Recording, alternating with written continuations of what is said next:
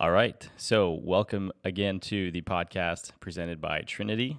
It'll be myself and Mr. Lloyd, the two rider owner founders of Trynyty, Canada's only rider owned and operated freestyle scooter brand. Obviously, this being a new podcast, we're not exactly sure in which order all of them will be coming out, but it's looking like this will be episode 1. And we're lucky enough to have Lloyd in here today, who's still fresh back from his trip to California for the coalition. So I think we're going to jump into that. How you doing this morning, Lloyd?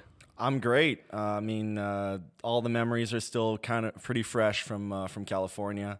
It was a hell of a trip, probably one of the craziest scooter events / competition we've ever witnessed, and I can't understate that.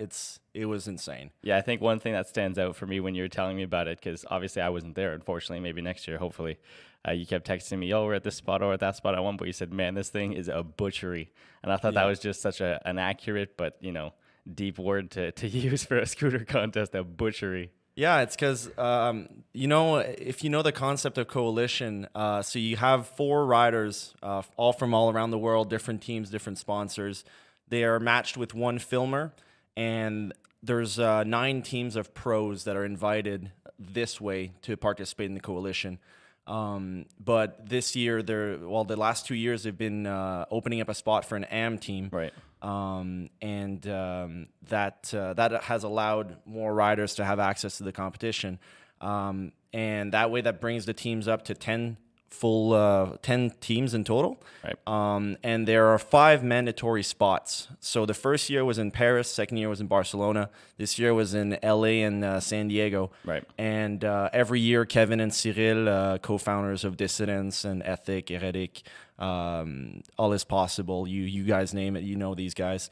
They pick 5 mandatory spots, and to be eligible to win the competition or earn any prizes, you have to hit 4 out of 5 of them. Right. The thing is, this year, they did not go and visit physically the spots. So when we pulled up to Hollywood High, Walnut High, Riley, New Dawn, what was the other one? Rincon. And El Toro. And El Toro, of course. Yep. These guys had never been there in person. And when we pulled up to these spots, we were like, this is insane. Like they're trying to kill us or something. so yeah, we throughout the week we kept getting injury updates, and I was like, oh my God, like somebody's gonna get seriously hurt. But luckily it wasn't so bad in the end. I think a lot of the injuries were temporary, and the guys are mostly stoked than hurting. I think butchery is a pretty good way to put it. And for anyone who doesn't know, this is the 3rd year, like you said, that there's coalition. And before that, there was also the street jam out in Paris. And I think for 7 or 8 years, the guys at Dissidence were doing that as well. So I think it's cool that they've transitioned into something a bit different. Obviously, you don't want to do the street jam V50. 50 years from now. So to have transitioned into coalition is pretty cool, and then to see how much it's blown up is pretty awesome. I think it's working at Taz, the biggest indoor skate park in Canada. I see a lot of kids freaking out like, yo, the new coalition video is out. Oh, let's go watch it. So I think it's cool that, like, as long as we can keep it going every year, it's got 10 solid edits to keep people excited, and it's that one monumental event every year. And these are the best edits of the year, arguably. Like, they're pretty wild. It's the fact that these guys are putting together over 10 days in a row, filming, editing, production, everything, like dealing with injuries, driving around thousands of kilometers just to get to all these spots. It's insane. And I tip my hat to everybody that was able to participate and complete a video for this competition, because the results were amazing, but just the work of the filmer and editor is ridiculous, especially if they're driving too. Like I can't even start to imagine. So for anyone who doesn't know behind the scenes, obviously the riders have a lot going on. 10 days in a row of hucking your meat in a butchery of a contest, like we said, it's pretty intense. But I think a lot of the MVPs of a lot of these videos, like you say, is the filmers and the editors. I don't think people understand that, if your first spot is at 10 a.m., the filmer's got to be up. He's got to have his gear ready. All the batteries have to be charged. The lenses have to be clean. So he's got to be on point by 10 a.m. The rider's got to stretch. They got to be ready. And it's a mental battle for them too. But, you can't forget that the filmers are up just as early, and they're arguably going to bed even later. Because they're always going to bed later. They're clearing out their cards. They're uploading videos. They're working on the editing, getting probably one dude wants this, one dude wants that. You've got to kind of steer the creativity boat in a certain direction, thinking, all right, if we put this in here, are we going to slip clips that we get later in before? Or are we just going to move, from point A to point B all the way through and have the video be like chronological? So there's a lot that goes into the filming side of things. I can't speak for all the other filmers and editors. I didn't see their process, but Martin from the amateur team, Martin Duchamp, every night he would have cut-ups with the edited version of the clips we got for the day, and we would just run through that. But when we would get home, like the guys are eating, stretching, whatever, Martin's on his computer, and he's figuring everything out, cutting up everything. And then before we go to bed, we watch everything in a row, and we say, okay, part 1, part 2, this one is a little bit weaker. We can leave it on reserve. Right. But then Martin goes right back to work. So it's really, really a crazy experience for the riders, but also for the filmers and editors. And it's a type of experience that arguably is not available in the industry very much. You don't often see a video project that's like chronologically filmed, edited, and produced and released in 10 days. To an audience in a movie theater. Like that doesn't happen. And not just that, the level of writing and the level of production for those 10 days is super high. I mean, you could jam out a quick release or whatever, which is a terrible term for a video, but I'm not going to get into that just now. We'll try to avoid that and all the Instagram shit for now. But man, I think that taking someone in, it's almost like a scooter industry filming boot camp. Yeah. I mean, it's a real boot camp, like military style boot camp. It's 10 days nonstop. But before we get into the actual day-to-day and what it's like behind the scenes in Coalition, obviously you weren't riding in the Coalition, but you happened to be there with the AM team. And for those who don't know, how exactly did you get linked up with them, and how did you end up being at the Coalition? So the story starts a little bit earlier this year. Actually, starts in December last year. Yep. We, Cody and I and our partners applied for a grant for a travel grant for our business to go and develop the business in international markets. Yep. And we wanted to start getting distribution in Europe more on a larger scale and develop the market over there for Trynyty, because we realized there's a lot of demand for our products. People like our brand. They like the vibe. They like the products. Yep. So we applied to this program, and we won a grant to allow me to go for a whole month to Europe and just go see everybody. So real quick, that was an actual full month, 31 days you did. Yeah. And you had never been to Europe before. No, I had never gone on a trip alone before. All right, so we get the grant in December, and then in February, you embarked on the 31 days in Europe, right? Yeah, so basically on January 1st, I got back home from Quebec City. I went home to see my family. And right away, I just cleared my whiteboard and just wrote like everything we needed to do for the month to get ready for me to get on the plane. Yep. And there was a lot of stuff to do. I remember the whiteboard. It's a big whiteboard, and she was pretty full. Yeah, and there were some ambitious goals and objectives and all that. And we spent the whole week kind of putting all our R&D together, finishing up all of our products so that I had something to present that was meaningful to everybody I was meeting. Yep. So yeah, I went to all over the place in Europe. I started up in Lyon. Then I spent a bit of time with the riders over there, and one of the incubators associated with one of the universities there that hosted us to help us produce our 3D prints for our samples and all that. So really, really cool. It was a Billy's incubator in Lyon. So I spent a few days there, but right away after that, I went over to Munich for the ISPO, which is the largest sports exposition, trade show in the world. Right. And I went there to meet up with Kevin Demey and Cyril Benzidan. They had a booth for Erratic Snow Scoot over there. Right.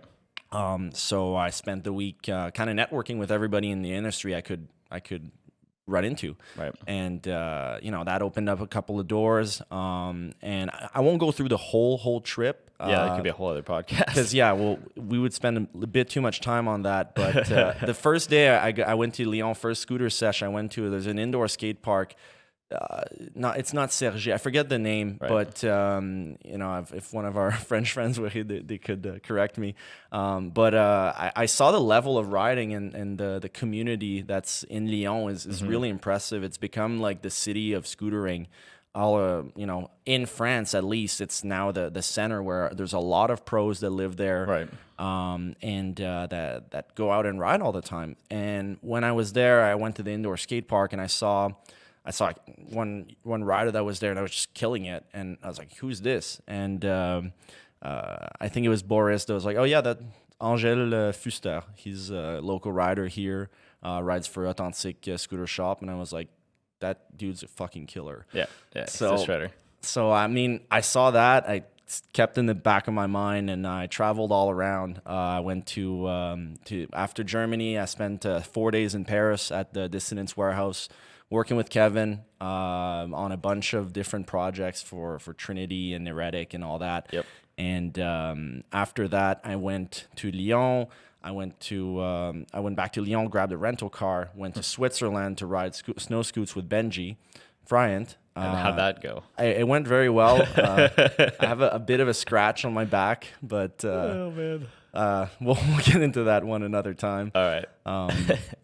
But do wear a shirt or a coat when you're riding a snow scoot, because it can get dangerous Or out there. skis or snowboards is just a metal edge attached to your feet. No big deal, but Yeah. definitely want to be careful. Yeah, and then I went all the way from Switzerland. I went to Gap, France, to work with the guys from Ton Logo Partout. They're the guys that do the apparel. Well, our new apparel line just came out. It's pretty neat. It's all printed in the Alps. Yep. And the majority of the line is actually in Europe. It's going to out to Centrano and our other distributors, and you'll be able to find them in shops all around Europe very soon. Yep. You can also find them on the Trynyty.com in Canada and the US if you're interested in purchasing some of our gear. But these guys are super cool. They're snowboarders. They are mountain bikers. They've done basically every action sport growing up. Right. And I connected with them in Munich at ISPO, and we just reminisced about old times riding, and they were telling me about all their injuries and all the stuff they've done through snowboarding and all the sports they were involved in. And they actually do a lot of work for the scooter industry in Europe. So I was like, we really need to work with these guys. Yep. So I rented a car, and after going to Switzerland to visit Benji, thanks again for that. His parents actually were really nice to let me sleep over that night. Sick. Much needed. Then ride back on the road the next day to go to Gap and visit the factory at Ton Logo Partout. So that was a great time. And then from there, I went back to Lyon, dropped off the car, and went right to Barcelona to go see Barcelona, because right. I mean, it was on my list. I wanted to and do that. Having been, it's got to be the spot with the most rideable spots. The city is a skate park. It's basically a big skate park, yeah. And what's cool is how chill like all the locals and even some of the police were when I was there. I mean, oh yeah, a few times people pull up and I'm expecting to get a hard time. People start shitting on you and they're like, "Oh no, that was sweet. You tried to get in." And at one point, like a security guard pulled up and I was like, "Oh, here we go." He's like, "Yo, can I try that?" And I was like, "Try what?" He's like, "Well, that. Like, you want to try my scooter?" And he's like, "Yeah, no, it looks sweet." And no, I want to try that specific trick. No, but the city's amazing. All the architecture is so rider friendly, and the culture is really, really rider friendly. Yep. What's unfortunate there is that there's so much tourism that real estate prices are through the roof, and there's actually no longer a scooter shop in Barcelona because of this. Now a lot of the scooter shops are more inland in Spain. Right. So it's a double-edged sword, but it's a great place to go and ride. I had the opportunity to have a tour guides out of Luis Guerra and Eric Ferrero. Shout out to those dudes. Yeah, thank you so much, guys. Had a blast. We rode for a full day. all around. I got to see all the legendary spots in Barcelona. Hey, you went to Marbella and Forum, and you probably hit up the Wave, right? Yeah, the Wave. I got a little picture on the Wave. Yeah, I tried to flare it. Oh. That didn't work. Oh, I'd like to see the clip of that attempt. I've got it somewhere, man. I tried twice. And it was funny because we were there with, it was when I was there for Worlds with Logan, and there's a bunch of kids, and they're warming up doing That's 2016? 2015, 2016, something Okay. like that. Yeah, it's been a while. And all the kids are just warming up. They're doing like buttercup to bar. And we're there with like Wyatt Brown, and he goes flare double whip first try. And he's like, "Yo, Cody, I've seen you flare. You could probably flare." He's like, "I got this. Yeah, no problem, man. Sweet, dude." It's not. It is kind of like a quarter pipe. It doesn't kick you like a quarter pipe. So I got around, but I was landing on my butt, and Yeah. I was tired of falling in front of all these 15-year-olds that were chucking some crazy combos. So I gave it 2 tries, and so, at least we gave her a go, you know. Yeah, it is more of a very tall bank. Yep. There's no coping as per se to No. hop off of.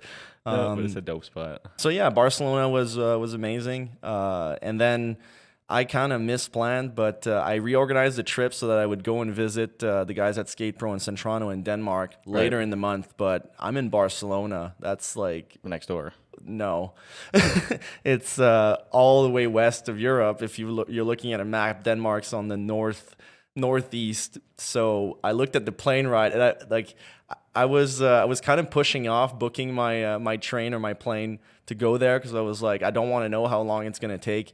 Then I got the itinerary, and it was like 28 hours. Yeah, man. It was 6 different trains. And I mean, you got to do what you got to do. I said I'd be there. So, Yep. So yeah, I made it all the way over to Denmark. We had a contest at Skate Pro. It was really cool park contest. They have a really nice setup over there. Right. They have an indoor skate park on top of the warehouse and the shop and everything. Shout out to everybody at Centrano and Skate Pro for having me out there. It was a fantastic time. Yep. And that brings me to the original question, which was how did I end up in Coalition? So I made it from Denmark. I took another very long train ride from Denmark to Lyon. So that was another 23 hours or so. Back to where the trip started. Yes, exactly. So Lyon was like the central piece of the trip, puzzle right. of the trip. And then that left me with 2 days to basically just ride and hang out with everybody there. So I went back for a session with JD and a couple of his friends, and then the next day I think that same day we went to a park called Cergy. I think that's the one that's called Cergy. It's on the side of the river. Right. And I met the whole AM team there, and Angel was part of the AM team, and I didn't even know it. Right. And the evening before that, I had actually hung out with the whole AM team. They were all in town, filming for their submission video. Right. Yeah. And I saw where they were at. We watched a bunch of clips together. We had a great time, and I really connected well with these guys. So I was like, that's really cool. I hope they make it into Coalition. Yep. And then I kind of had a flash. You know, when you have an idea that seems like really far-fetched if you were to say it out loud, but that in your mind you think it's possible. And I was like, you know what? I really like how Angel rides, and we were looking for a rider for France. It was on the whiteboard list of things to get done while you were there. Exactly. Yeah. And I was like, I think that's our guy. But I think that their team has a legit solid shot at making it into California for Coalition. Right. So I was like, you know what? I bet you we can put Angel on the team, and his team is going to get into the Coalition. Yep. And I'll go and meet them there and find a way to help. Right. So I actually, the next day while I was in Lyon, they were filming their banger. So it was Guigui Truqui, got the bank to wall ride, backboard, heel. Beautiful. Right by the river. Beautiful clip. If you guys haven't watched the AM team submission video for Coalition, you got to go check it out. It's amazing. It's really good, yeah. And I mean, they definitely deserved a win. It was super heavy. And after seeing that video, seeing the banger, seeing the way it was done, I was like, man, these guys have a shot. This could be the first AM team to have a shot at Coalition. And they did do very, very well. We were seen as competitors that week. And, everybody was like super stoked about how the AM team performed and everything. So that was great. But yeah, to come back to how it all happened, then I got back to Canada. Everything was great. We kept working on Trynyty. Well, at this point, Angel was on the team. So I remember you had texted me. You said, "Yo, this dude," and I had already seen him on Instagram because anyone who's got 69 in their name is easy to remember. Angel Lacroix on F. And I was like, I've seen this guy before. He's got some crazy fakey manis. But for us, like one thing that's important to keep in mind is Trynyty is like one big family. We don't put just anybody on the team. We've been at this almost 3 years now, and there's still, I think, now only 5 guys on the team. So we take a lot into consideration when, putting our stamp of approval onto someone. So Lloyd hit me up and he's like, man, this is our French guy, I think. I don't know what you think. He's not famous on Instagram or anything, but he's got a dope attitude. He shreds hard and, he's a good dude. And I checked it out and very high energy. Yeah, for sure. So we looked into it and like we kind of take those kind of decisions together as far as like adding people on the team and stuff. So he ran it by me, and before he left, you had the chance to actually tell him like, yo, if you want to be a part of like, this Cody, thing, should I just do it right now? And he's like, yeah, if you do, film it. So yeah, do it and film it, and we'll see what happens. And I think he was super stoked. Oh man. Yeah, 100%. Angel was stoked, and then we had one more rider on the team, and I not long after I got back to Canada, beginning of March, we got the news that they made it into the competition. Boom. So I was like, okay, well now we have a rider in coalition. Let's make sure that it goes well for him and his team. So I realized they started a fundraiser to get some money because they couldn't afford their flights. The difference with the AM team is in the past it was in Europe, so that's kind of easy to get to. Right. But to fly from Lyon to California is another type of expense. Right. So they pooled some of their personal money. They also had a GoFundMe that reached 2,500 euros. So the community was super supportive. Everybody was behind them. It was just amazing to see. And very early on, I was like, "Hey, you guys are in the competition. How are you? What are you planning? Where are your heads at?" They're like, "Well, we're doing the cagnotte, the GoFundMe, but we're still short a lot of things." And I was like, "What's the main problem?" They're like, "Well, rental and driving." So I was like, "Well, what if I rented a van for the trip and drove you guys around for the whole time? Like, you would do that?" I'm like, "Well, hell yeah!" Like, it's a crazy opportunity to be a part of a contest that I've dreamed of being a part of for a long time, and that's my best way to contribute is to drive around and keep everybody on schedule and keep things moving, be there with the bags of ice when we need them. So they're like, that's awesome. Let's set it up. And I met up with them on day 4. I was taking a personal trip right before that, visiting San Diego. Spent a bit of time with the guys at Dissidence and all that. But I met up with them a couple days into the competition in LA. So they texted me in the morning. I drove from San Diego to LA, and when they, for a little bit, they told me like, we weren't sure you were going to show up. Like, Lloyd better show up. Without no vans, we're just gonna have to scooter from LA to San Diego. Like, I don't know what. Take a Lime scooter from LA to San Diego with your scooter on your back. I don't know. Yeah, I don't think it would have the battery life to get there. Probably not. No. But yeah, so I met up with them on the 4th of May, and that day we went and rode some banks, very colorful banks. You'll see them in the video. They're all over the coalition videos.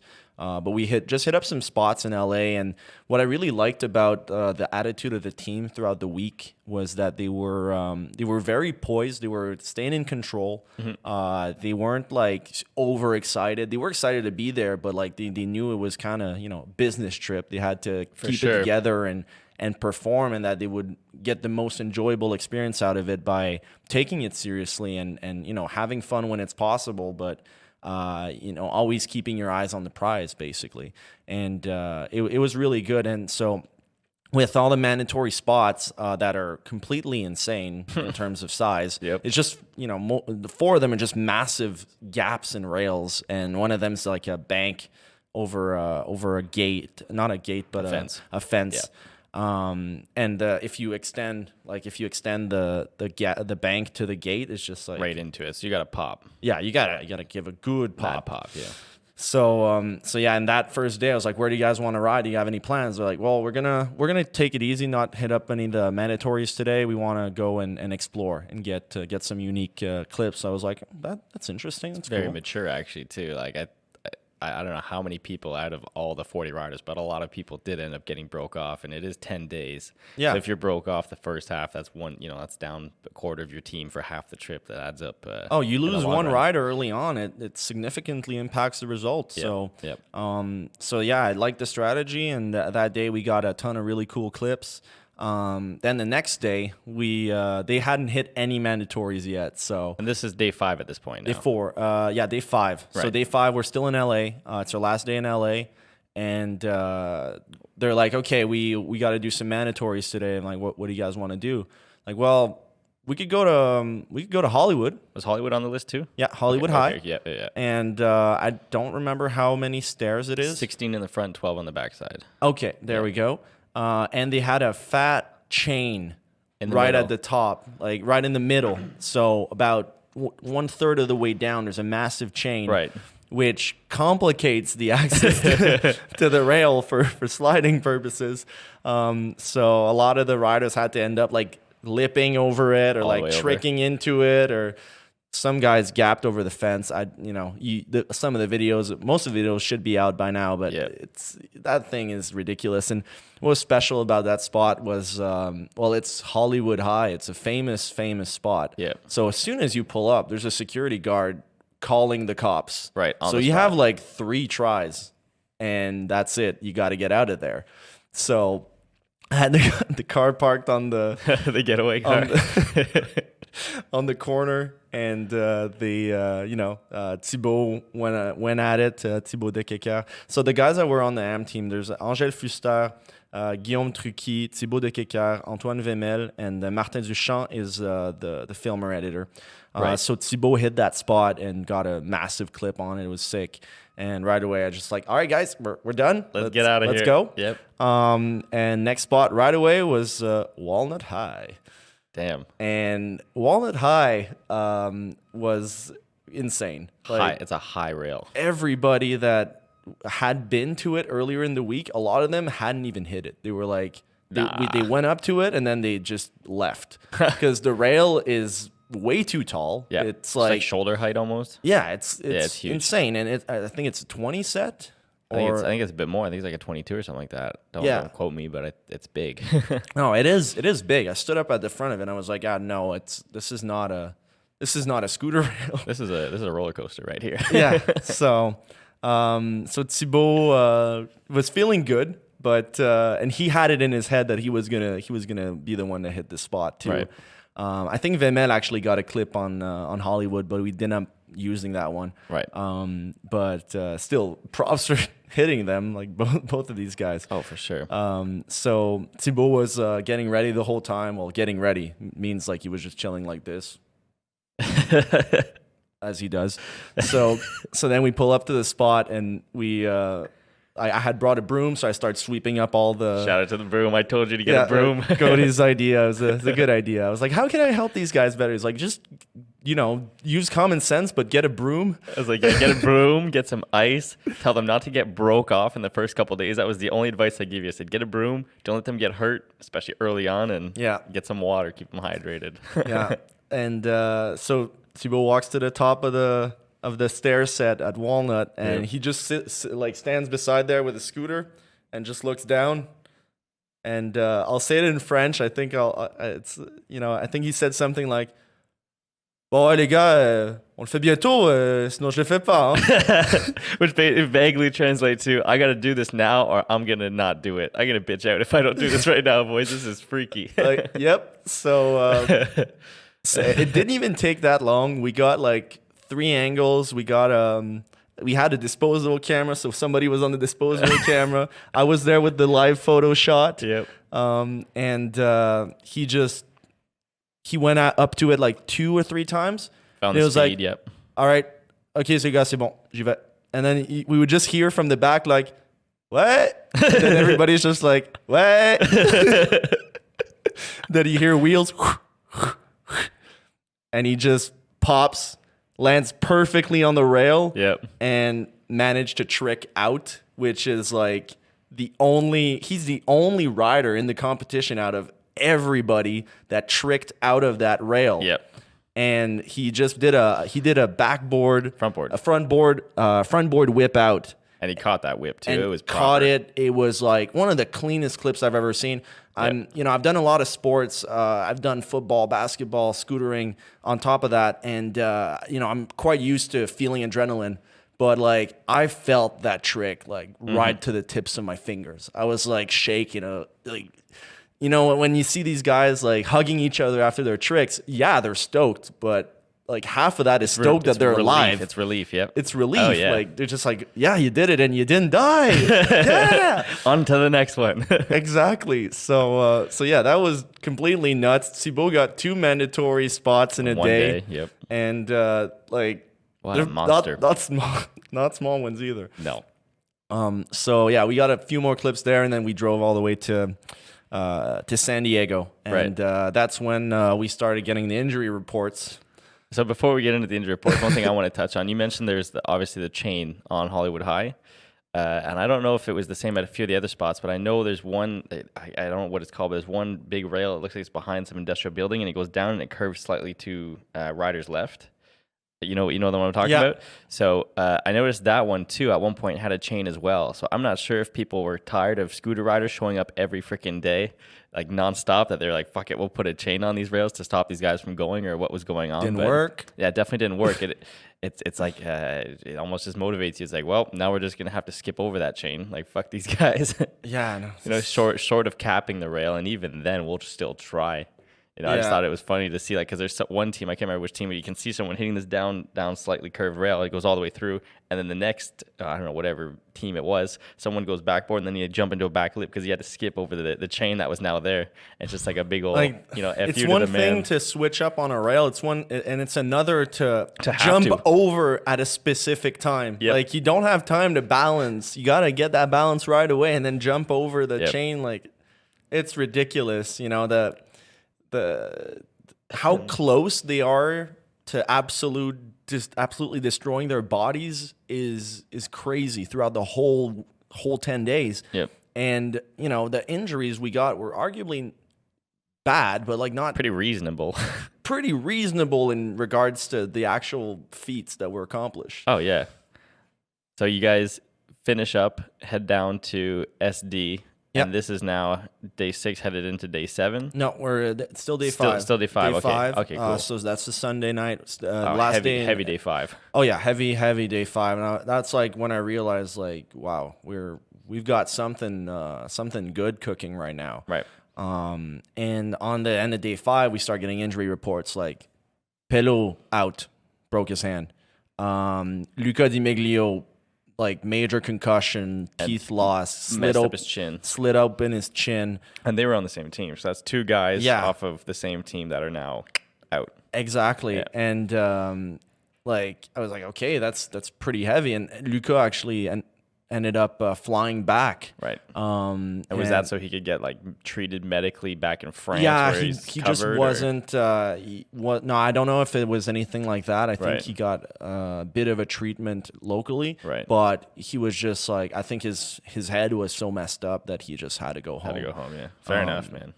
Yeah, you gotta listen to your body when that stuff happens. You got to keep that in mind, too, because I actually quite liked their video. They ended up finishing 3rd. And Yeah. it was just Cam and Bouzid riding at the end. Not to mention that Cam McRobbie made it into Coalition like a week before it started. Yeah, so for those who don't know, we actually had 2 riders in the Coalition this year, which is pretty dope. I'm actually super, proud to say that 2 of Trinity's riders were there and throwing down. So what happened with Cam was we had the Pro Invitational on the 20th, on April 20th. Hard to forget that day, funny enough. And 420. So we had the Pro Invitational. It went down. Things were sweet. And we actually announced Cam on that weekend that he was going to be on the team, and he didn't know. So we ended up surprising him with, like, we had a grip tape that was printed, welcome to the team, Cam. We threw it in the shop at QC Versus inside Taz, and he went out, came back in, and everyone was in the shop waiting. He was kind of like, it's weird what's going on. And then he walks over, and then we kind of guided him over to the grip tape wall, and then bang, he sees his name on a grip tape with "Welcome to Trynyty," and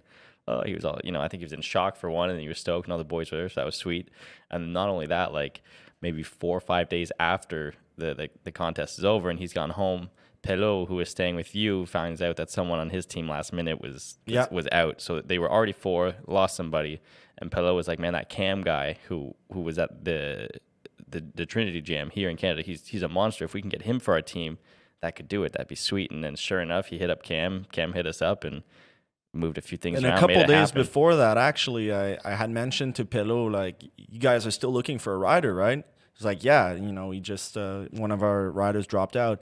And I was like, well, we've got a massive contest going down tomorrow. There's going to be every, like, talented major rider in Canada there. Almost, quite most of them. Most of them, yeah. To be fair, there's a lot of dudes who do live on the West Coast who couldn't make it down. But, for but sure. A good chunk of, especially the East Coast, everyone from the East Coast, as far as I'm concerned, that's at the top, was there. We had Lachlan from Calgary who was there. There's a few other guys like Ashton and all them who couldn't make it down, but a good chunk of the heart of the Canadian scene was there, yeah. Yeah, so, the night before, I told the Pelot, like, keep an eye out during the event. If there's anybody you meet that you think is cool and is a good rider mostly, and that you would like to bring to Coalition, I mean, it doesn't hurt to ask. Yep. So Pelot hit up Cam like a week before. It's like, hey, you want to be in Coalition? And that's how it got started. So pulled together some resources from various sponsors, and off was Cam to California. Yep. And their video came out super good, super proud of Cam and the way they shredded. So when you watch that video, it's the 3rd place video with Buzid, Zimeglio, obviously Cam and Pelot. Yeah. And then they finished 3rd, but you got to keep in mind that Pelot and Zimeglio, they were hurt after like 4 or 5 days. So half of that video is filmed pretty much, with half of a team. Yeah. So, and Cam did really well. Like his clips were amazing, but Buzid... Yeah, like he was in contention for best rider. Yeah, so we could get into that now, and then we'll double back to the end of the week. But for me, I think as far as all the things went, like the winning team, to be fair, that was a really, really good video. MVP, Reese, I got no problems with that. But if there was an honorable mention, as far as I'm concerned, like you say, it 100% was Buzid for sure. Oh my God, the last like whip. Backboard. Whip lip. He goes whip lip. Yeah, whip lip. Oh my God, it's just so huge. Yeah. From that top angle, you see him like catch the whip and turn it. Yep. And that's it's just so beautiful. It's so much commitment. It's committing to flying through the air and catching your deck, realigning it, sliding the rail, and then straightening out at the last thing. So from start to finish, you have to be so focused for that entire time, because if you miss the catch, if you don't land right on the rail, if your angle's wrong, if your speed's, there's so much that goes into something that big. But they've been doing it for years, especially when your feet leave the deck or your hands leave the bar. Oh yeah. Oh man. They definitely have quite a bit of control and confidence and balls. Like, yeah, for sure. you gotta sack up when you're getting ready to do those tricks. Yep. So yeah, going back to what we were talking about. So we start getting injury reports. So Juzzy's ankle done. Yep. We get who else got hurt? JD went down pretty hard. JD, one of the last days, I think broke his wrist or his shoulder or something. Whatever it is, he slammed hard. Yeah. It's in the video, the clip.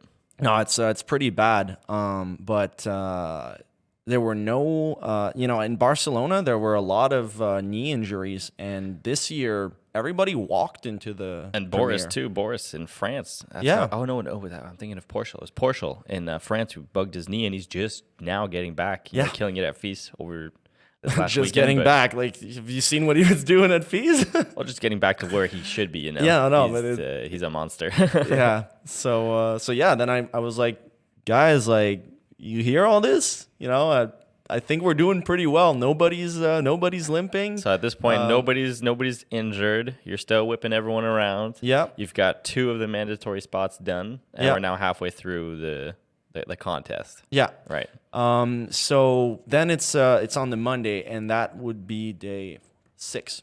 And I had been talking to Andrew Broussard throughout the week. I went to hang out with him a bit before meeting up with the AM team while I was while I went through Vista. And gave me a tour of the TG distribution warehouse, all the proto manufacturing operations, the museum, all those things that I hadn't seen ever in my life, and that it was this whole trip, this last few months has been, a lot of dreams coming true, a lot of things off my bucket list that I wanted to do, and visiting Andrew's factory was one of them. And at the end of the night, I told him, like, well, we'll be riding all around San Diego for the next few days, for the last 5 days of the coalition. So if you know any spots that you could recommend us, we need help. And what was great was everybody was helping the AM team in some way or another, like sending spots. So keep going. So people were sending spots. Sending spots. And then Andrew was like, well, I'll see what I can do, but we could probably have a sesh sometime this week, and I'll show you guys all around my favorite spots in Vista. And I was like, fucking deal. So I got back to the first day. So that was the night before I went to meet up with the AM team. And the first day I met up with them, I was like, yeah, by the way, guys, I'm still working on this, but would you guys want to have a sesh with Andrew in his own hometown? I was like, Andrew Broussard. And like, yeah, they're like, of course, man. Like, let's do it. So I talked to Andrew on the Monday, which was day 6, and he met up with us at 5 p.m. We went to the warehouse and got everybody in the van, and we went right to his favorite hill bomb. And that's where we start a session. That's where we started. So it's like, you guys did any hill bombs while you were there? And I was like, well, no, but I think it would make a really cool clip. So it wasn't Hollywood, but, fairly close.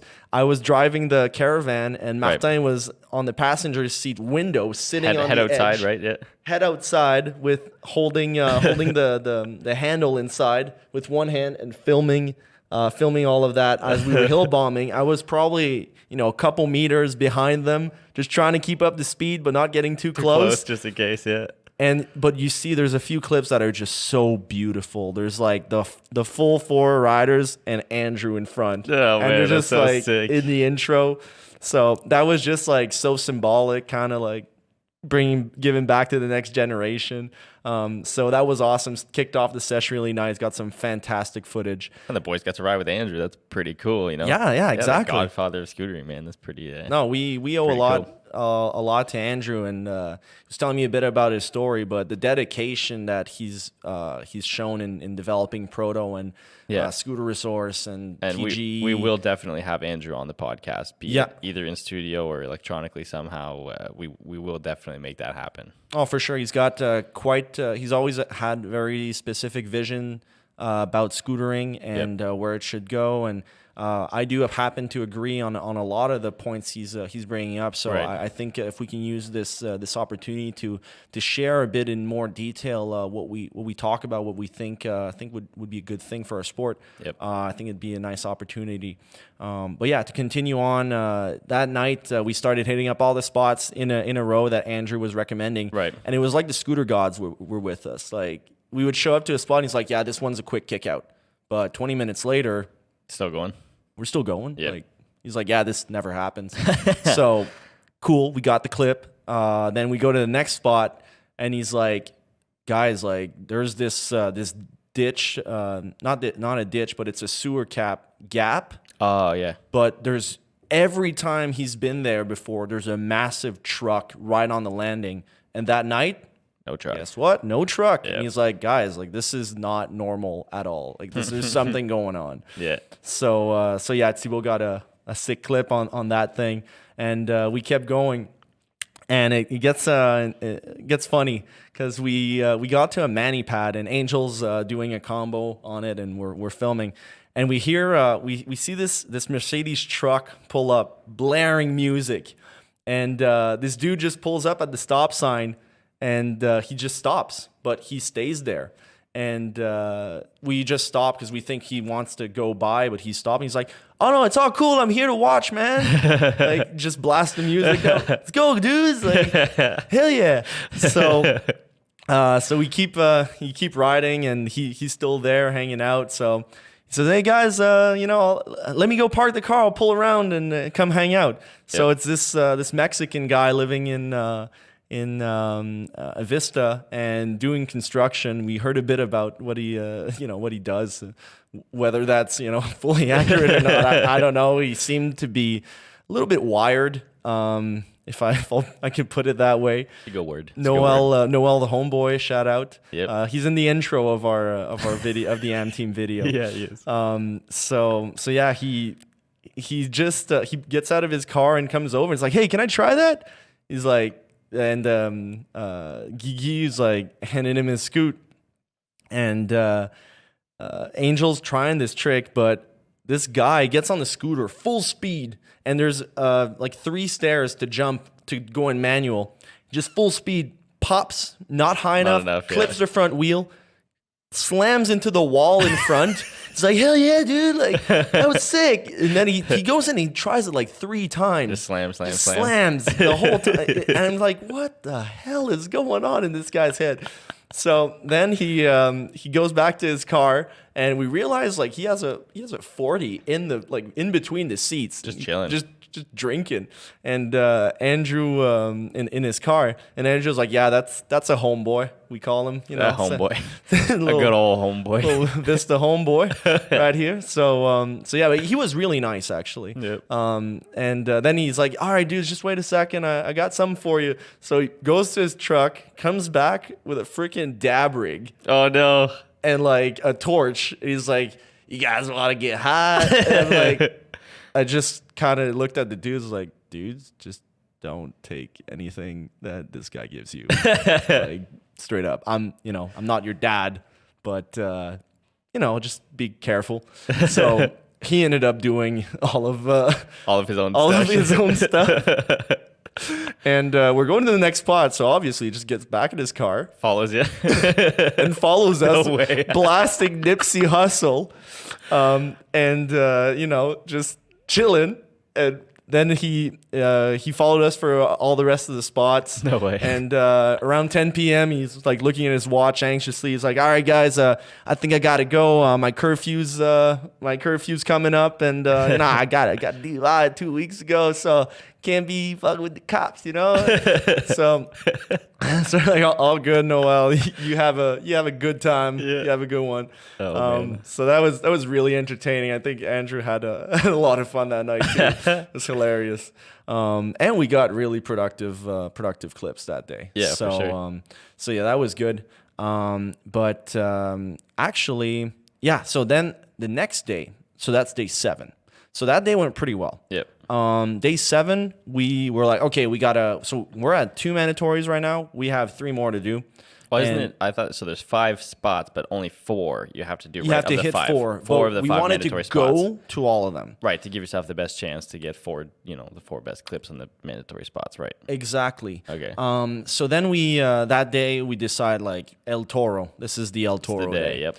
So we go, we pull up there, and seeing it in person, like the videos don't do it justice. Don't do it justice at all. No. You've been, right? Have you been? I've not been actually, no, but I know all the stories, and like of all the people that I know who've either jumped onto that rail and ditched, or like, have planned stuff and then it didn't end up working out. It's pretty crazy. And one thing that like is hard to see is the landing is actually not perfectly flat. It's inclined up ever so slightly, but when you're jumping down 20 freaking stairs, that makes a difference. Incline isn't going to help, So when we found out that someone had potentially flipped down it, my first question was, well, I hope they backflipped it, because if you front flipped into that, that angle, I figured it would just, double wrist snap or some shit. So yeah, obviously it ended up being not a front flip, which, thank goodness. But yeah, if you're going to put all of your body's weight on 2 limbs, it's probably going to be your legs that you're going to. Yeah, ideally. Use. That's why the back, as long as you rotate it, as long as you don't under rotate it, it's going to be a lot.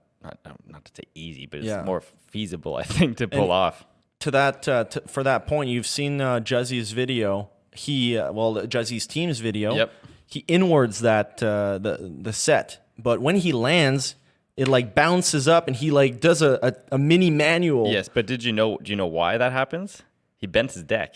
That's right. Yeah, so he lands, he inwards this 20 stair, boom, catches it, and you see the catch. He throws it, he gets it around fast, like halfway down, boom, catches it, it's coming in hot, bang, just lands, deck bends, and then because the deck bends, it ends up going back up, and he pops into a manual, rides it out, holds on tight. It was so crazy too. And that night we see a story from Juzzy like, hey, anybody got a Juzzy deck? It's so funny. you can't airship one. But anyway, it was not possible at that point. I don't know, and they're hard to find too, because I think Mad Gear's obviously moved on to their 2019 range. Yeah, and his deck was a 2018 Pro model, so I don't know if he has another one coming out or what. But I bet they'd be hard to find. So I think they were really banking on some kid seeing his story, like, I'm gonna save the day. Yeah. That's actually what they needed. So I don't actually know what happened. We'd have to ask him in person. Yeah. But yeah, so it was kind of crazy how people were breaking their bodies, but also destroying their scooters. Yep. Like scooters that are arguably very well designed, and there's still some ways to go before I think this thing is optimal for our sport to grow exponentially. But we'll more on that it's later. still young too. You look at a skateboard back where it started, it was basically a piece of wood with roller skates, strapped to it. And at some point, they even actually had like a scooter plate, and they're screwing their. Well, we had to, the day before Vista Sesh, the day after, we had to go to the Sunshine Warehouse for the second time in the week. Just to get more parts. Just to get more parts. Because Wemel rides for AO, that's right? Yeah, Wemel and so Antoine Wemel and Thibaut Dekeker ride for AO. Okay, cool, They had been put on the team recently when Coalition had came around. Good timing. And so that's why being in San Diego was fantastic, because there's TGE, there's Dissidence, there's Sunshine, and they're all there to help. So we came in through. I needed new shoes, and it was. Jeff from Sunshine. Jeff Acers, yeah. Yeah, Jeff Acers. Yeah. Thank you so much. Got some Elites Ruckus shoes, so it was good to keep my feet fresh. I was actually still riding red Vex shoes. And how old were those Vex shoes, just for fun? Because I remember those are probably, 2014 maybe you got those? 2013 or 14. Yeah. And they didn't even come from me. I picked them up from the shop at Taz after Frank got QC. Yeah. So yeah, they're old shoes, and they were all ripped up, and so I transferred my performance insoles from one shoe to the other. Yep. We're good to go. Golden. But so that was the second time. So twice in this 10 days, you had to go visit a distributor warehouse and get parts, because the boys were just blowing through parts. And I don't know how many people statistically out of the 40 riders, but a lot of people showed up with a fresh whip. Yeah, I think Cameron McRobbie, since it was last minute, like we explained earlier, was one of the only dudes who was riding a thrashed. Oh my god! Not new scooter. I was embarrassed. He doesn't mind the thrash, but I know. But I looked at his grip tape, and it wasn't grip tape. It was like a shadow of grip tape years ago. Yeah.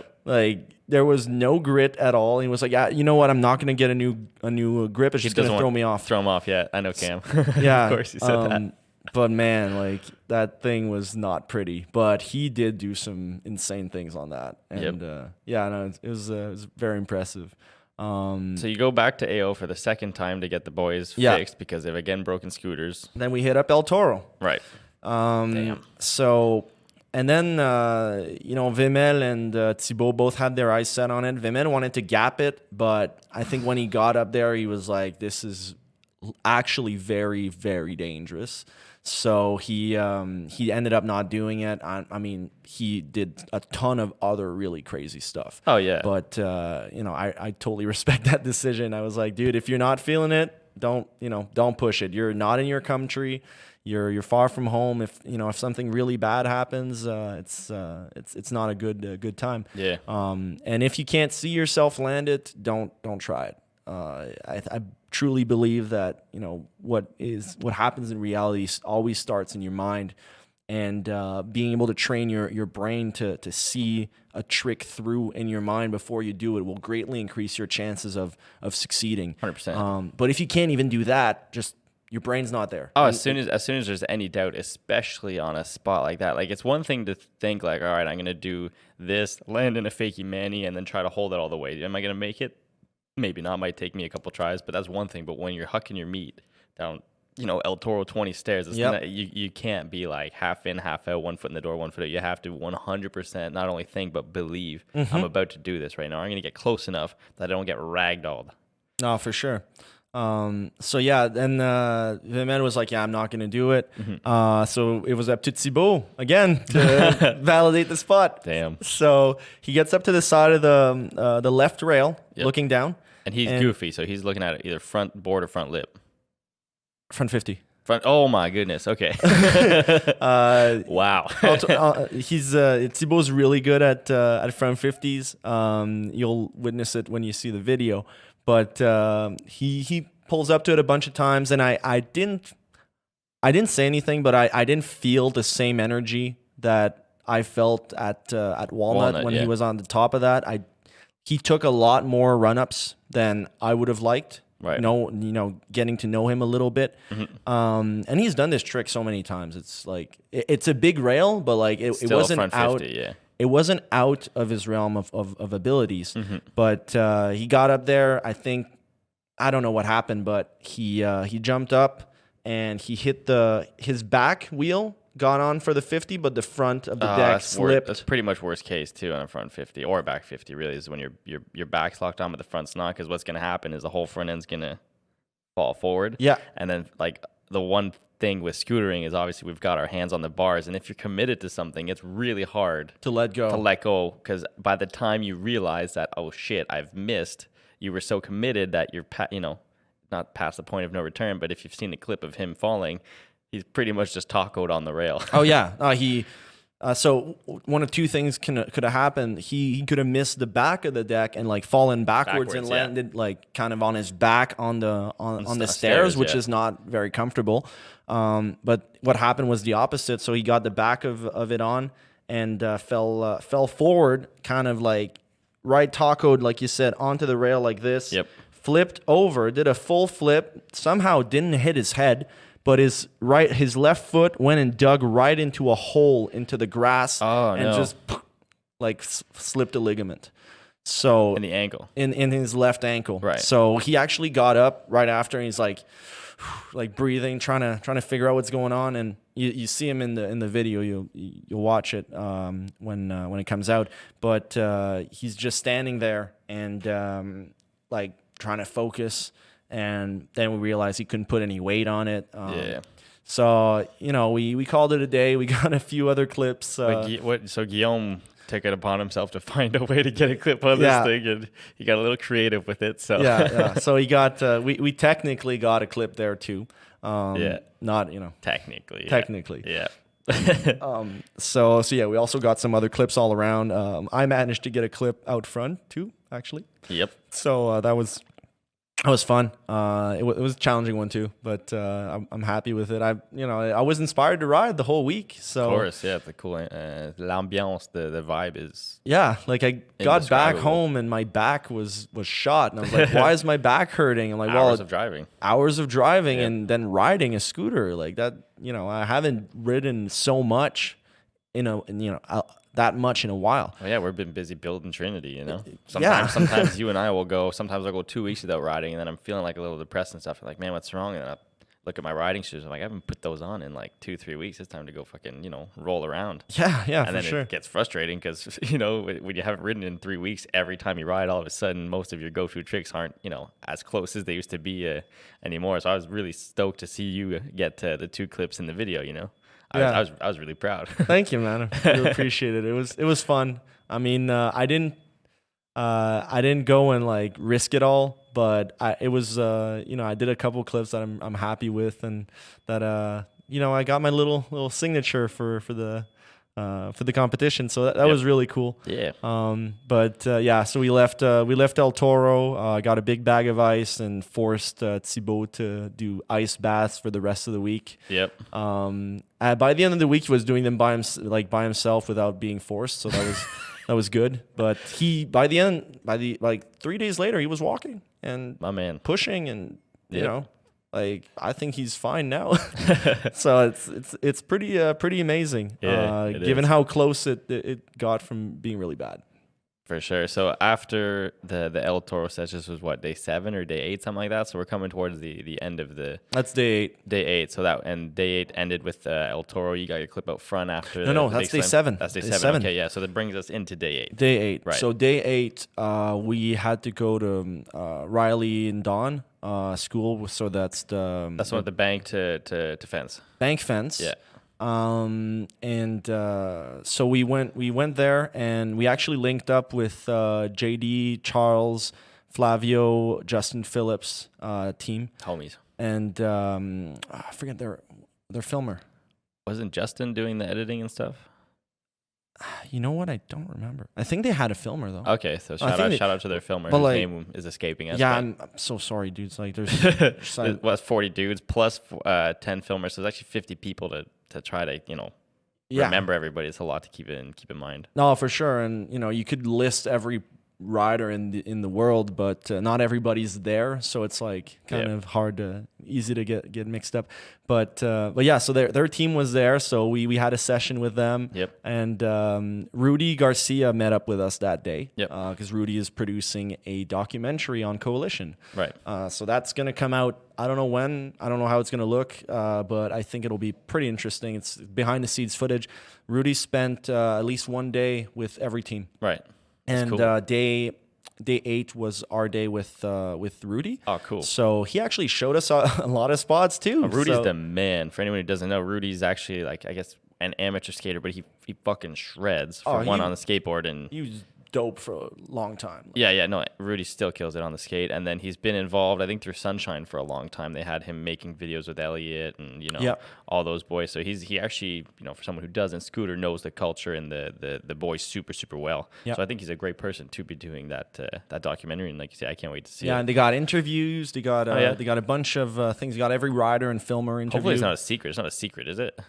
That we're not supposed to be talking about right now.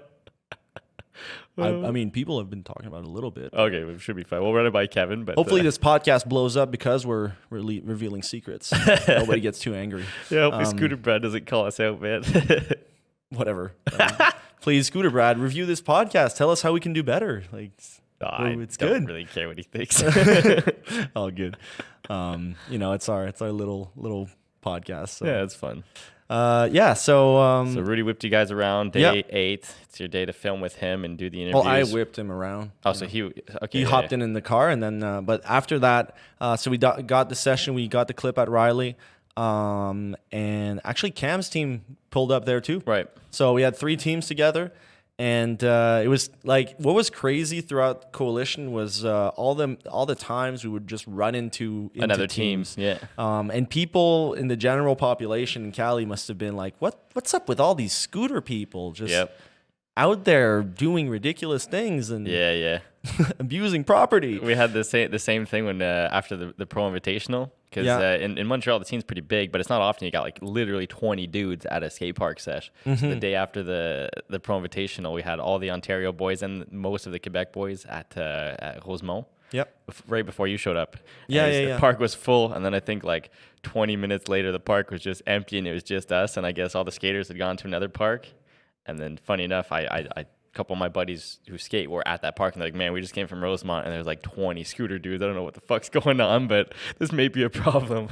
Hey, we use it so rarely that I appreciate the room, Yeah, it's not often that we're 20, like I say, but it's just funny to hear everybody like, man, what's going on right now? But if you go around indoor skate parks, you'll see a lot of scooters, and for sure. Thank God we scooters have grown, because a lot of indoor skate parks would be in trouble right now. They rely a lot on these riders to come in and bring some income and for sure. Keep the place alive, keep it to capacity, and what Taz has been doing for the Montreal community is truly amazing. Yeah, it's cool, and I don't want to get into it too much now. We'll finish up with Coalition. Yeah, definitely. But I think it's important to keep in mind too that like a lot of these kids will get started on a scooter, and often they actually do end up switching to a bike or a skateboard. And as far as I'm concerned, I could care less. My thing is, as long as they're out, participating, like being active at the skate park. I don't care what they ride. You could be on a unicycle for all I care, Mm-hmm. As long as they're out there, they're keeping the skate parks, busy. Kids are being active. And if the scooter is just a way into this, the universe. The universe of the skate park culture, if it's a gateway for that, then, that's great too. Obviously, we want to see kids stay on a scooter, but I'm not ever angry or disappointed if someone starts on a scooter and winds up skating. There's actually a kid from my local skate park back Diversity home. is strength. Yes, there's a kid from my local who used to scooter, and he was pretty good. And then I came home to visit my parents at one point, and he was on a skateboard, and he was shredding, and I was like, sweet, man, good for you. All of a sudden, he went from like the one young scooter kid to the next good skater in our corner, and I was like, sweet, that's cool. I don't, we don't take any offense to that. Obviously, we encourage as long as people are riding. We don't really care. No, definitely. So yeah, going back to so we're at the high school, and then we left that spot. Yep. And we hadn't hit Rincon High yet. Oh, Rincon. And we had checked it out the night before, and like we just walked in the evening, and immediately like security was asking us what we were doing here, and we're just like, oh, we're just walking through, no scooters in hand, Just no nothing. chilling. And then we kind of realized like it's gonna be a hot spot to go to. Yep. So we were like, let's go at night. And Rudy was like, hey, I got a generator, I got lights, I got everything. Let's all do this and go to Rincon. And actually, we ended up being 5 coalition teams at the same time down at Rincon. So And 5 teams of 4 plus the filmers. That's a gang. it was like it was a full contest by itself, with all the lights. We had everything we 25 dudes needed. plus Rudy. There's almost 30 dudes there. Yeah. Yeah. So, and this wasn't authorized. Like No. the gate was open; it was unlocked. Right. So we kind of like went in and just it's a big basketball court with like huge rails and 4-block gap. Yep. I actually gave a shot at the gap. It's gnarly. Yeah, it's huge. I just jumped over it, and then I got a heel bruise, and I was, all right, we're I was stoked. So yeah, that was it. But yeah, just seeing the level of talent and the tricks that were being thrown down that night, the energy was just unreal. Like all these guys from all around the world, all congregating in this one like small basketball court at a school in California to hit this one specific rail for that contest. But like all the equipment, everybody was just hyped. Yep. And we could talk to many other riders that were there that night, but they'll all have their own take on this. But I was like, it was really truly a special moment for scootering. Yeah, big sesh. So we got out of there after we realized that we might have attracted 2 stars. So it wasn't, nothing happened actually. Yeah. But some guys started noticing there were like cop trucks like driving around the school, just looping around it. Yeah. So at that point, I was like, you know what? This wasn't specifically authorized, but Go get the van, get out of here. we got the clips, right, guys? Like we could go. We could just kind of leave. Yep. So we did, and that was good. Vimel got a cool clip on there, so that was good. We got everything done. And then that brings us to day 9, which woke up the morning of. We're like, it's day 9. Everybody's just beat up, and we're done all the mandatories. So like that was a big deal in itself. Yep. So we wanted to go ride ditches, which we hadn't got a chance to do. Bad, unlucky for us, it had rain the night before, so we got a lot of rain while we were there, Which is odd for San Diego. And odd for San Diego, but fantastic for the wilderness. True. And True. like all the mountains we were driving through were not like just deserted, like dry land. It was all lush greenery. It was beautiful. For my first time being there, I was very, very thankful to have that type of weather. Also, I'm not a huge fan of blazing heat. So I liked that opportunity to be there during that time. But we didn't get to do ride ditches, so we went downtown San Diego instead, and we just had like probably the worst session, like just grueling. Like everybody was angry, yelling at each other. Thibaut wasn't there because he was injured. He stayed with Martin to edit, and we were just like out. It was Angel, Vimel, and Guigui and I, and we just went out and tried to see if we could find a few more clips. Yep. We did actually end up getting a couple that made it into the video. Nice. But all I remember from that day is just going from spot to spot, getting kicked out very quickly, and just being angry. So I kind of just let them do their thing, try to calm them down, and grab some food, bring water, whatever. Then we got back home with those clips, and Martin and Thibaut were actually stoked. They're like, "Yeah, you guys actually did something." Boys, like, well yeah. Then I was like, I parked the car, like, we are done filming for Coalition, boys. Okay, so technically day 10 is the premiere. Day 10 is the day we submit the video. You can go film on that day. In the morning. Yeah, but you're not going to. Pretty much done at this point. The videos were due at 4 p.m. at the Dissidence warehouse. Okay, cool. And on the 10th day. All right. and we had a little barbecue there. So so yeah, then the all-nighter, Martin's all-nighter started that night on Thursday. Right. And that's the film, the editing. all yeah, night you're yeah. talking So about. he did all the final editing, and then the next morning I wake up 8:30. He's still up at the computer, and like he finally exports it and just goes to bed. So you know we try to wake him up like 4 hours later, not possible. No. So then we had round 1. He starts waking up, and we're like, hey, we want to watch the video, Martin. So we started, like, all the guys started chanting, Martin. Like, it was just to kind of get him hyped. And he's just like, yeah. Gets up, In zombie pulls out mode. the computer, play it. And then we watch it from start to finish, and we're like, yeah, that was sick. And then we get to the credits, and I'm like, yeah, there's a bunch of mistakes in that, Martin. It's like, yeah, I need you to edit those. like English grammatical Yeah, mistakes. yeah. It's just like just typing. Also 5 a.m. caffeinated to the bone, you know, to the, not to his the core. first language. Yep. So I noticed that, and then I'm like, hey, where's that like backlip whip? And what about this other finger whip clip? And then he realizes he forgot like 10 clips somehow. Like he doesn't know how that happened. And the video's due in 3 hours. Oh, fuck. So everybody starts panicking. Like we export the video, put it on a second computer, and the team is watching. I have a picture of them like watching it to figure out which clips are missing, and we're writing them down. Martin's inside on the computer Looking for those clips. trying to find space for those clips. Oh, man. So finally, he finishes editing around 3:15. Yep. And he starts the export, and we have like a 25-minute drive to get to Dissidence. So if this export takes more than 10 minutes, it's going to be tight. Oh yeah, no, it takes 45 minutes. Yeah. So he starts the export, and we're in the car.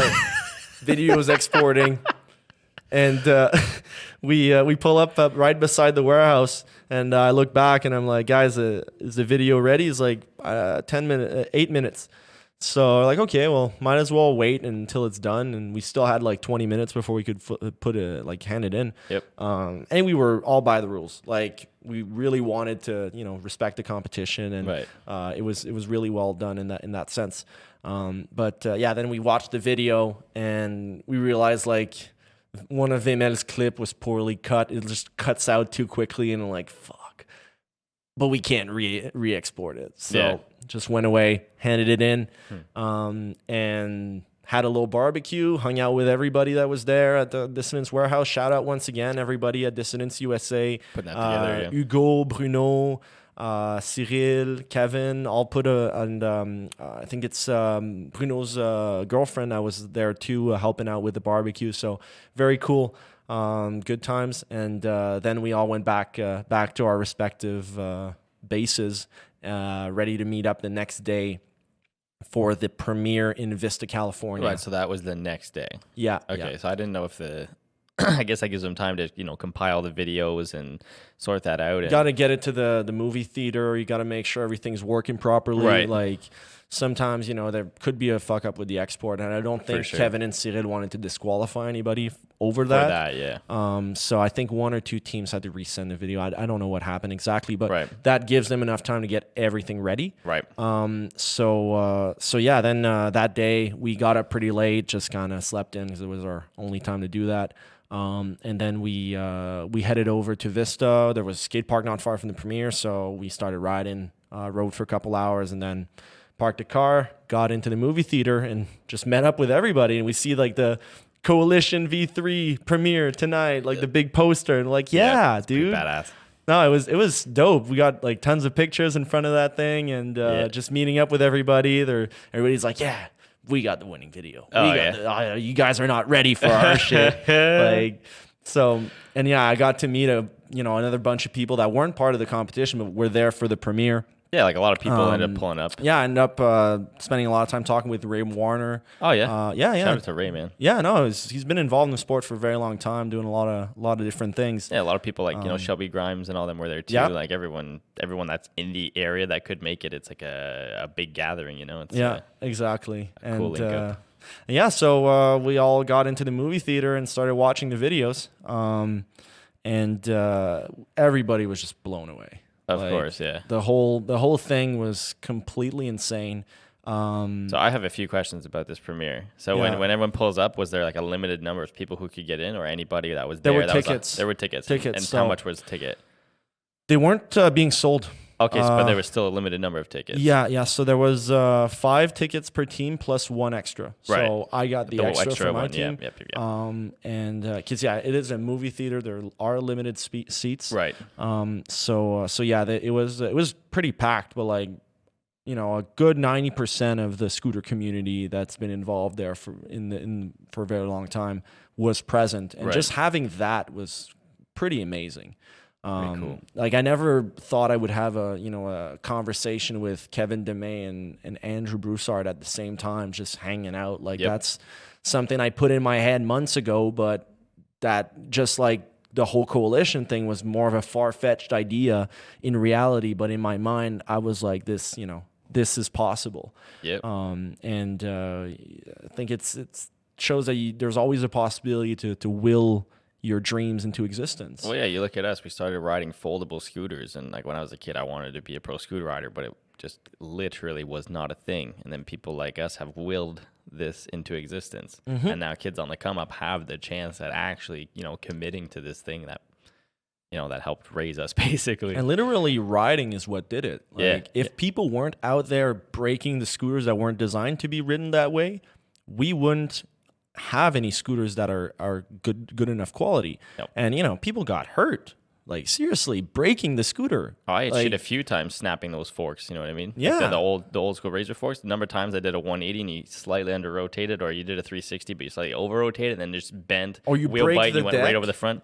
Yeah, I didn't actually snap a ton of decks, funny enough. I was always breaking forks. I would snap them underneath here because the razors had literally 2 holes that were just perfect for ripping apart. Right. So I would just land sometimes and just break the scooter like completely in half and just fall on my face or my stomach and scrape the ground.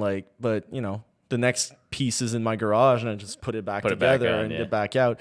Yeah, we've definitely come a long way on that end. Yeah, it's cool to see that now there is premieres for these crazy contests that, gathers people from all flocks of life all across the world. They all converge together to throw down for 10 days and then pull out all of their energy. Oh yeah, kick back, relax, fucking crutches and shit in the no crutches, actually. No crutches? No, wow. That's what I was saying. Like the injuries were bad, but everybody walked into the premiere apart from Lucas. Who wasn't there. Who wasn't there. Who could have, in theory, walked in. Yeah. He could have walked in. Yeah. So that was crazy. Like a lot of guys were like holding their shoulders or a couple little. Okay, next question. So tickets were limited because obviously the seating and whatnot. And I did see as well, I think they said that, on the sign, there's Dissidence Coalition V3 premiere. And there's also a now serving beer and wine. Yeah. So how much was beer and wine? I kind of skipped that. Oh, yeah. Like I was driving. True. So, and also I wanted a good seat. So we kind of just rushed in to get your seats. Got some seats. And because, I could have waited 40 minutes for popcorn, but I didn't, not 40 minutes. But you could have waited though, yeah. I hate waiting. So, I just went right in. So. And were people able to bring the alcohol in with them? Yeah. Oh, that's pretty cool. Yeah, it's there's a lot of movie theaters that do that. Not every one of them, obviously, it's not so widespread, but it's cool that you can have a little drink and watch a movie. Kick back with the boys. So everyone comes in. You gotta try to take all these people that are all jazzed up. Oh, I haven't seen you. So everyone's all excited, and you gotta kind of push them all into the theater. Yeah. And then I guess it's just a random order that they're shown in, right? Yeah. Random order. Cyril, Kevin, whatever. So every team, every rider and filmer on the team got a piece of paper with every other team's name, and you had to rank them first, second, or third. And based on all those rankings, they would then compile all of those results, and the winners would be announced. Okay, so only first, second, and third. So only the team though was allowed to vote. So team and ride and filmer. And filmer. So every single person on the team has a vote, or together they have they a all team have vote. a vote. So they all have a vote. All have a vote. Oh, okay. So that's actually pretty cool. Yeah. So I actually heard or thought that it was anyone at the premiere could vote, but only competitors and filmers were allowed to vote. You just flooded with American dudes and See, that's what I actually thought. No. Okay, so that Not at actually, all. it makes a lot more sense. No. The winning teams, like first, second, and third, that's legit. Like, and it was a super tight race, but there are sure. votes from the riders, so there's no. Well, that's good to know that it's Yeah. actually just people competing, and well, filming and editing is still technically competing as far as I'm concerned. So only people in the contest were involved in the decision of who ends up, Yep. winning. Apart That's from pretty cool. the individual awards, so the individual awards, which best so MVP is best rider, Yep. Best filmer editor, and best trick. Right. So those ones were judged by a panel of judges Right. that were hired by Dissidence. I do want to say though that I agreed with all three. Daniel Ray's filming and editing was Fantastic. Beautiful. It was wonderful. As soon as I saw the video, I hadn't seen like the credits at the end, but I was like, well, this has to be Daniel's video. I don't know if it's out yet, but me and Lloyd have copies of the videos. So we actually did get to see them. And as soon as I think we were like halfway through that video, I was thinking this has to be the one. That one filming and editing is just a masterpiece. And then you look at Reese in the winning edit. Showed that video to so many people. So next level, the stuff he's doing. Even just the first clip, he's on a beam above a highway, like fucking 30, 40 feet up, whatever. Just throws a full whip. So it's like a skinny ride full whip. And he just does it for fun. And you just see him like tilt his wheel to the side and then like bring it back. And it's so the first clip of that entire video is him literally risking his life for just a jokes, clip. So MVP to Reese. Also definitely 100% saw that. And then best trick, I think a lot of people would have thought that Dante doing the backflip down El Toro, which of course got spoiled. I think a lot of people thought that was, going to win best trick. I think obviously Flavio doing the backside ice pick down El Toro is probably a little bit more technical. So I'm really stoked. The first 1, 2, 3 came out great, and whoever the judging panel was, best trick, MVP, and best filming, I think they nailed it too. So. Yeah. No, for sure. I mean, from a purely like if a corporation was in charge of managing this competition, they would have been like, we got to do the backflip El Toro as the best clip, like the best trick for sure. Like it's like kind of a little punch at a little jab at like skateboarding culture. Like, yeah, we can throw down on this set too. Yeah. But I'm totally fine with with the back ice pick. Sorry. That's so wild. Like just seeing that everybody. Because the thing, and here's why I like that one. Anybody in the world who sees the backflip down El Toro is gonna think, wow, that was crazy. But it's only if you actually ride a scooter and have tried an ice pick on anything that you can appreciate how technically hard and just how fucking hard that is to do. It's so hard. Not that the backflip isn't, but it's like more technical in a different kind of way that a rider can appreciate more than just a general public. You know what I mean? Yeah. So it's more. It's like the flip is really body. The ice pick is kind of mind. So that's kind of how I would put it. Is like you got to brace of course you got to focus to do a backflip over that. Commit. But at the end it's like you got to make sure your body's like ready to absorb an impact. Yep. But the ice pick is a whole nother game because you've got to like make sure you're visualizing clearing it all the way through, and the focus that takes is. I think there's more variables too. As soon as you're sliding, you know what I mean? Yeah. Obviously, the backflip, the variables are how fast you're going to go, how hard you're going to pop, and how fast you're going to flip. How much you're going to tuck. The length of that trick was like, Yep. But with the ice pick, it's like start. Hold it, finish, yeah. And just getting off, like that's... He was fighting it too. You can see at the end, he's kind of drifting a bit. So an ice pick, it's the straighter you stay, the easier just to keep all the weight on that peg. And by the end, he's kind of sliding off, but you can see him forcing to like keep the peg going. And he slides the whole freaking thing. It was just beautiful. Yeah, no, I'm totally cool with that result. Oh, I loved it. So what was the vibe like inside the theater? Everyone comes in, and how did it start? Did like Kevin and them...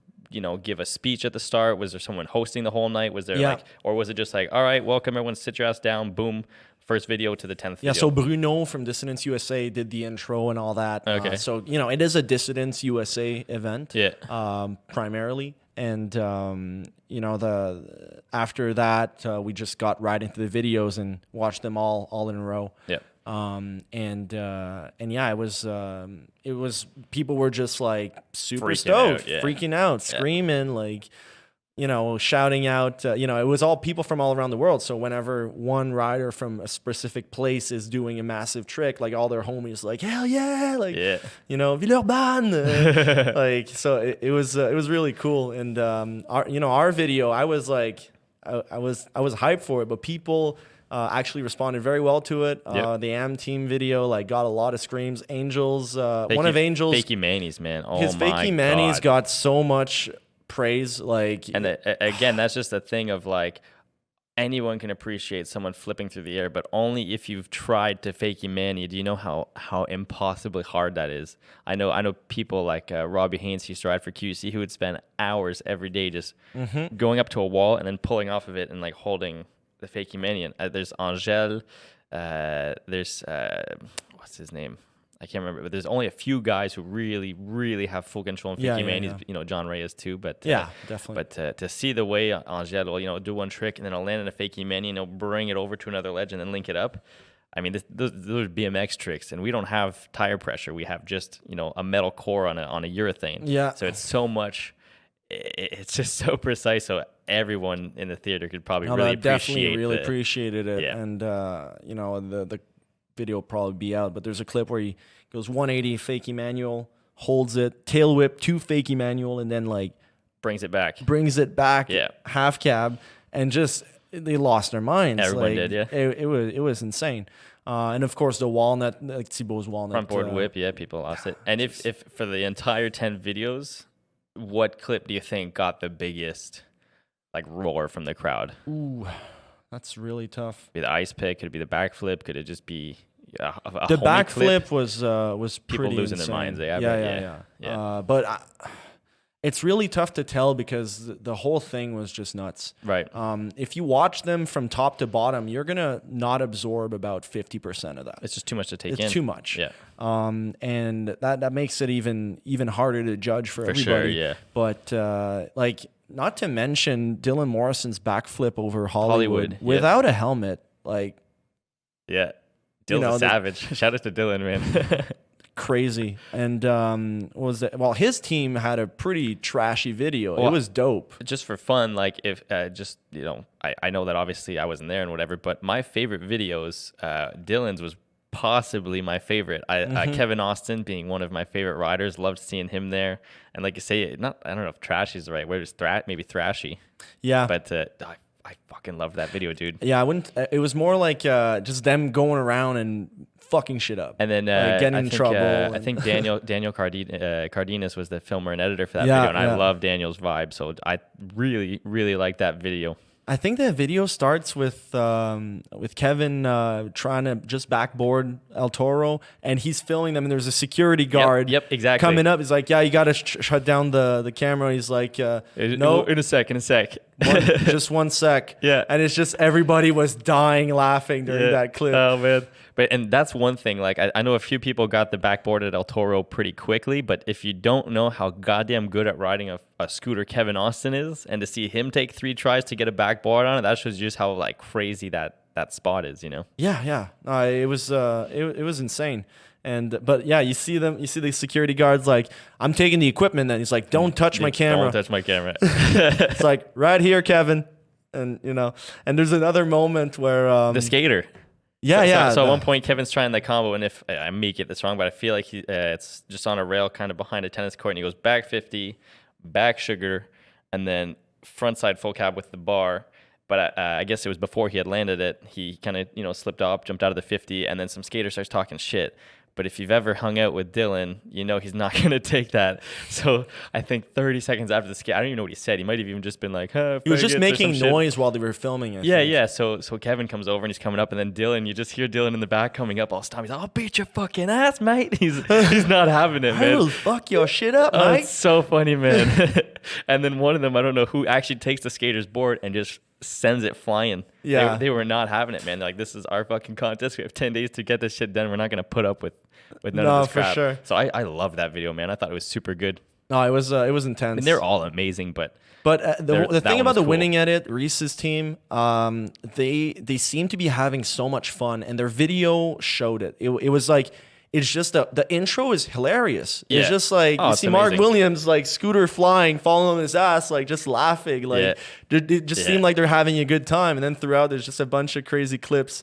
I mean, Mark Reese- backflipping El Toro too is just beautiful. And don't get me wrong, I do think that was the winning video. because you see him like his head smashed, like anyway, the way he moves is just really interesting. Yeah. And I do think that video did deserve to win. I'm not saying like Dylan and them should have won, but like personal vibe, kind of like I don't know. I just thought that was a really cool video. It was good. But yeah, Reese has a clip at Walnut where there's like a no smoking tobacco sign, and he's like ripping a jewel, puts it in his pocket, And triple whip, and then just like front board Walnut, and then cuts off a van on the red light.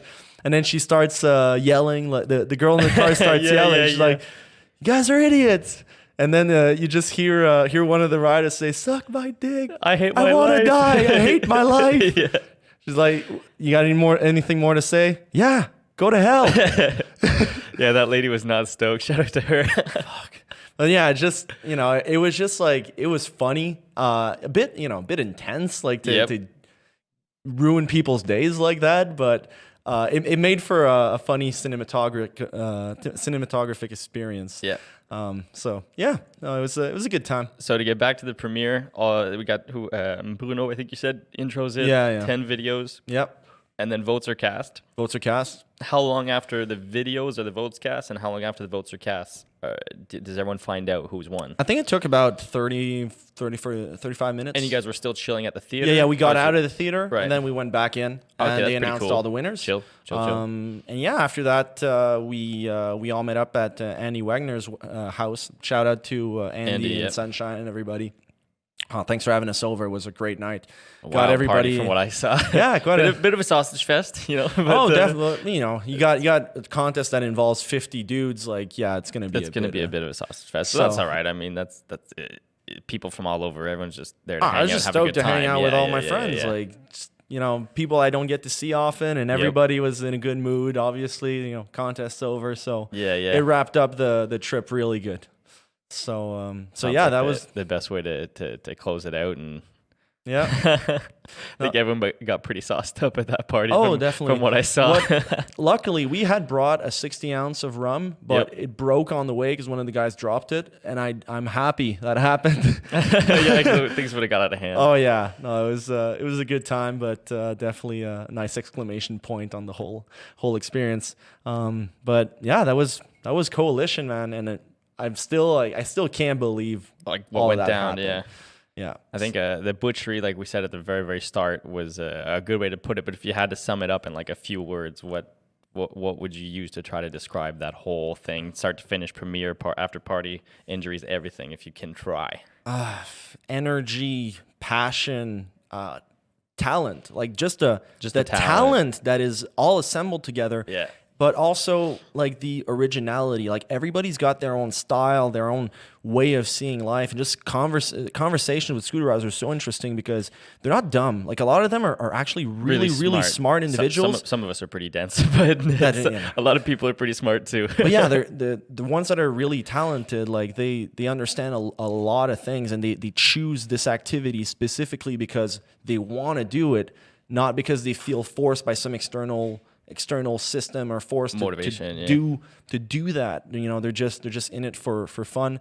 And what I find is great is just the level of talent we find in the filmers too. Like man, a lot of them are going to film school. Martin, for example, he's in his last year, and this project is going to be insane for his portfolio. 100%. Like there's very little opportunities to see that type of work and that type of talent erupt. So yeah, and intensity. Like I said, it's a big week, but fun and love. And love too, I think is important. Not just for the sport, but for each other and just like support the community. It's a really special community that we have.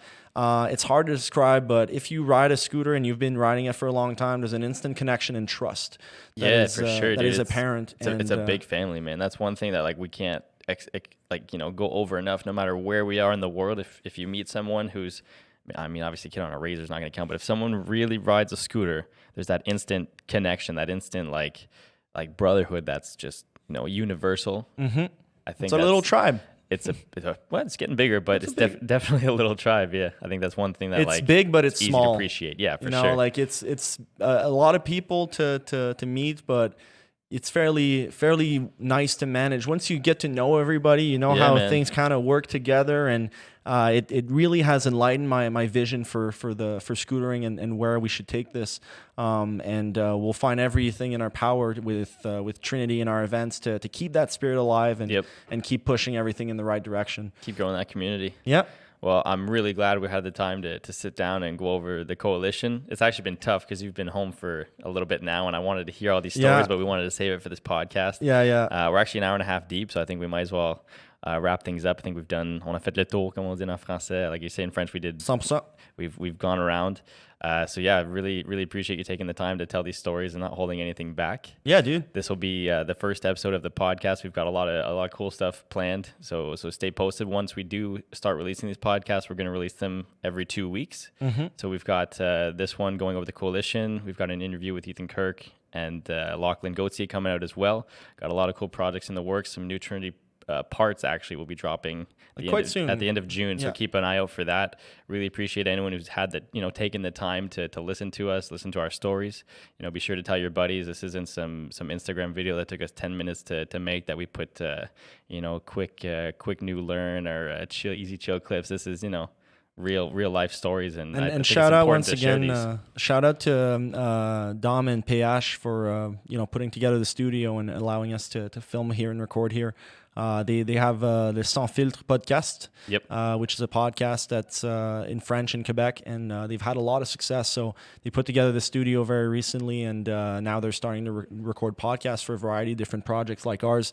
They do a fantastic job. So thank you so much, guys. Really appreciate it. And Cody, thank you for the interview. Really, thanks for guiding us in the right direction. Yeah, it's been fun, man. Got all the juicy stories out. Yeah. Well, that pretty much wraps it up. But we'll catch you guys on the next one. Yeah. Till next time, guys. Cheers. Cheers.